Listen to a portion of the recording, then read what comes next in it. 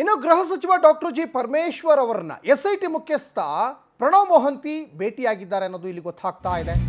ಗೃಹ ಸಚಿವ doctor G Parameshwar ಅವರನ್ನ ಎಸ್ಐಟಿ ಮುಖ್ಯಸ್ಥ ಪ್ರಣವ್ ಮೊಹಂತಿ ಅವರು ಭೇಟಿಯಾಗಿದ್ದಾರೆ.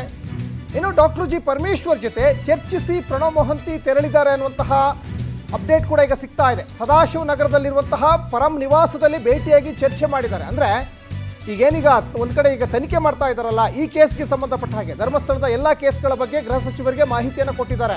ಇನ್ನು ಅನನ್ಯ ಭಟ್ ಪ್ರಕರಣದ ಬಗ್ಗೆಯೂ ಕೂಡ ಮಾಹಿತಿಯನ್ನ ಈಗ ಮೊಹಂತಿ ಅವರು ಗೃಹ ಸಚಿವರಿಗೆ ಕೊಟ್ಟಿದ್ದಾರೆ. ಈಗಾಗಲೇ ಖುದ್ದು ಸುಜಾತ ಭಟ್ ವಿಚಾರಣೆ ಕೂಡ ಪ್ರಣವ್ ಮೊಹಂತಿ ಅವರು ನಡೆಸಿದ್ದಾರೆ. ನಿನ್ನೆ ಕೂಡ ವಿಚಾರಣೆ ನಡೀತು.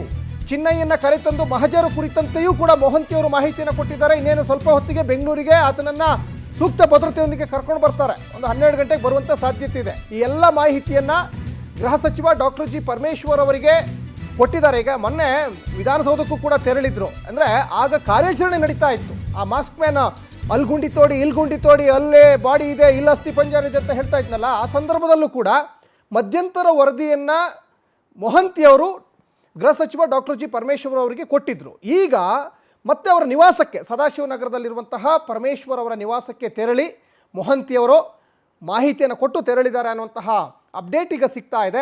ಅಂದರೆ ಒಂದು ಕ್ಲೈಮ್ಯಾಕ್ಸ್ ಹಂತಕ್ಕೆ ಬಂದಿದೆ ಈ ಒಂದು ಪ್ರಕರಣ. ಈಗ ಒಂದು ಕ್ಲೈಮ್ಯಾಕ್ಸ್ ಹಂತಕ್ಕೆ ಬಂದಿದೆ. ಮತ್ತೊಂಥರ ರಣರೋಚಕ ತಿರುವುಗಳು ಪಡ್ಕೊಳ್ತಾ ಇದ್ದಾವೆ. ನೋಡಿ, ಆ ಮಾಸ್ಕ್ ಮ್ಯಾನನ್ನು ಈಗ ಲಾಕ್ ಮಾಡಿದ್ದಾರೆ.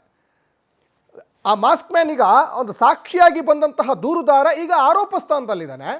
ಹಾಗಾಗಿ ಈಗ ಈ ಆರೋಪಿಯ ಹಿಂದೆ ಇನ್ಯಾರ್ಯಾರೆಲ್ಲ ಆರೋಪಿಗಳಿದ್ದಾರೆ, ಇನ್ಯಾರ್ಯಾರೆಲ್ಲ ಸೂತ್ರಧಾರಿಗಳಿದ್ದಾರೆ? ತಿಮರೋಡಿಯ, ಗಿರೀಶ್ ಮಟ್ಟಣ್ಣ, ಸಮೀರ, ಸುಜಾತ ಭಟ್ಟ, ಅಥವಾ ಅದಕ್ಕಿಂತ ಮಿಗಿಲಾದಂಥ ಕಾಣದ ಕೈಗಳೇನಾದರೂ ಇದೆಯಾ?